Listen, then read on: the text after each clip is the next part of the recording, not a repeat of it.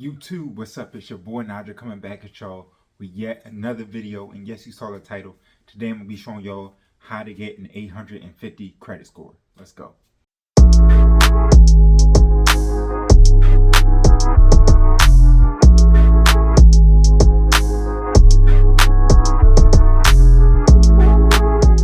Now, although an 850 credit score is very enticing to people to get the best rates, you only need a 760 or higher. But I know y'all came here for the 850, so I'm going to give y'all steps to take to raise your credit score. The first one I want to talk about is missed payments. Now, on average, people with an 850 credit score have 25 years of spotless payment history.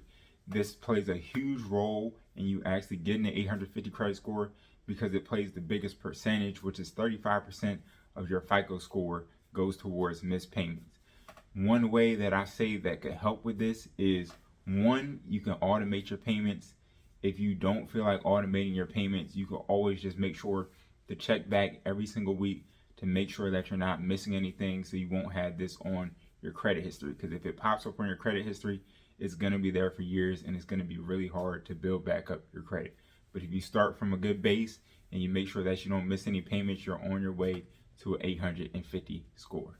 The second thing that affects your credit score is credit utilization. You want to make sure that you maximize this to actually raise your credit score.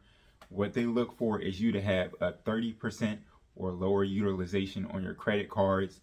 Ideally, if you want an 850 credit score, you want to keep it between a 0 and 10% utilization. Now, this counts with all your credit cards tied together. So the more credit cards you have with more credit limit, it's going to be a lot easier to stay under that utilization because it's all about percentages. But if you have one credit card, you're going to have to be very careful, especially if your spending limit is, let's say, $500. As soon as you spend $200, you're instantly over that credit limit that you're supposed to have. So just be aware of that. One thing I suggest that you could do is just get more credit cards or ask for them to raise your limit, and this will actually help your credit score eventually over time. Now, the next one we have is recent inquiries. Now, this accounts for 10% of your actual FICO credit score. What lenders usually do when you end up applying for a loan or applying for a credit card is they pull the past 12 months and they're looking for risk. They want to see if you've been opening any new lines. They want to see if you have had any bad credit history so they can know if you're a good person to loan to or not.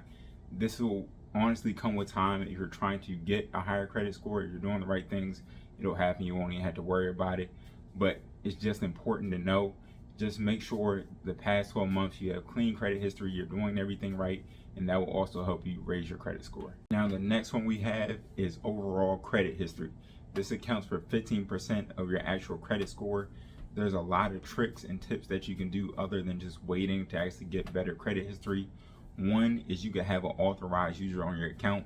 They can add themselves, and if they have good credit and everything, it'll go on your account and it'll actually help you raise your credit score, and then their credit history will also be applied as well. Just make sure to be careful, because if you get the wrong lender as an authorized user, it could actually hurt your credit score and make banks and people that you want to borrow from actually kind of worry of borrowing from you, because they're like, you know what, we don't know if we're going to get paid off. So just make sure whoever you have as an authorized user is somebody good who's been doing good things with credit for a long time. But other than that, another trick you can do is credit history doesn't actually only pertain to the amount of time that you've been using credit. If you have opened more than one credit card, let's say you opened up a Citibank credit card and you opened up a Chase credit card and you had both of them for 2 years, this would account for 4 years of credit history. So if you open more lines of credit, it's going to be a lot easier to reach that 25-year mark, to where they feel like you're seasoned and you have enough to where you can get closer to that 850 credit score. So those are just a couple tips, but we're on to the next. The next one we have is various lines of credit. This accounts for 10% of your actual credit FICO score.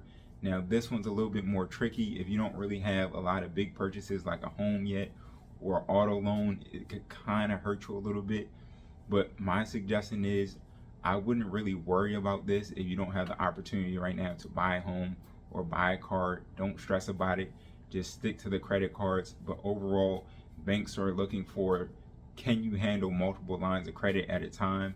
can you juggle a mortgage, can you juggle an auto loan, and also a credit card. And this will actually boost your score if you do all these things right. This accounts for 10%. It will hinder you a little bit if you only have a credit card open, but having a credit card open and having history is better than having nothing. So if you can't actually get a car loan, one, I'm not even a fan of car loans, but I'm not gonna get into that. So if you can't afford a car loan and you're not affording a mortgage, I say just stick to the other tips, work on the credit card, and that will honestly get you at least above a 760 if you do all these tips, and you'll be way closer. And then if you're actually in the position to buy a house or buy a car, you could just add that to it as like another line of credit, and it'll boost you all the way to 850. Now I want to get into the things that can help you actually repair your credit score. Now the first thing I want y'all to know is 34% of Americans have some type of error on their credit history. So the first thing you want to do if you want to repair your credit score is you want to look closely at your credit report. See if there's any errors. If there are any errors, make sure you call your bank, tell them it's a fraudulent charge or anything going on. You want to make sure that you catch whatever's happening, because a lot of times things can slip and then it just keeps on bringing your score down and down, and you don't know exactly what's happening, and that's the actual problem. So research your credit history, go over your credit report. If you see something, tell somebody, and that will definitely help your score go up versus it just keep on going down. The next tricky thing to actually help your credit score is you want to pay your balances in full, but it matters how you do it. You want it to hit your statement first before it actually pays off, because if you don't let it hit your statement first, it's not going to count for anything. If they have a statement balance, they're going to actually report it to the credit bureaus, and they're going to say, okay, he's been paying all this on time. But if you don't even let it hit your statement, it's not even going to show any history for you, and it won't actually raise your score. So I'm not a fan of doing this all the time, but if you're really chasing that 850 credit score, make sure that you wait until the statement date. It's going to take a lot of patience in actually knowing when the credit is due. But at the same time, if you're chasing the score, it is well worth it, because every time you post that statement and it's like a $100 charge and you pay it off instantly, they're going to love that. The bank's going to love that, and it's going to raise your FICO score. Now, with all of this being said, at the end of the day, it doesn't take an 850 credit score to get the best rates on your mortgages, on your car loans, or all that.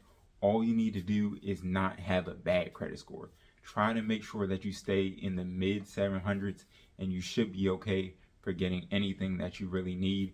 Other than that, I wouldn't really stress about it unless you're going for like a American Express Platinum or some crazy card that you want to get. But I appreciate y'all for watching the video. Make sure if you liked the video, if you were informed, hit the like button. Don't forget to subscribe. I'm coming out with more content every single week, so stay tuned for that. Don't forget to hit the notification bell if you want to be notified every time I post a video. I appreciate y'all for watching, and I will see you on the next one. Peace.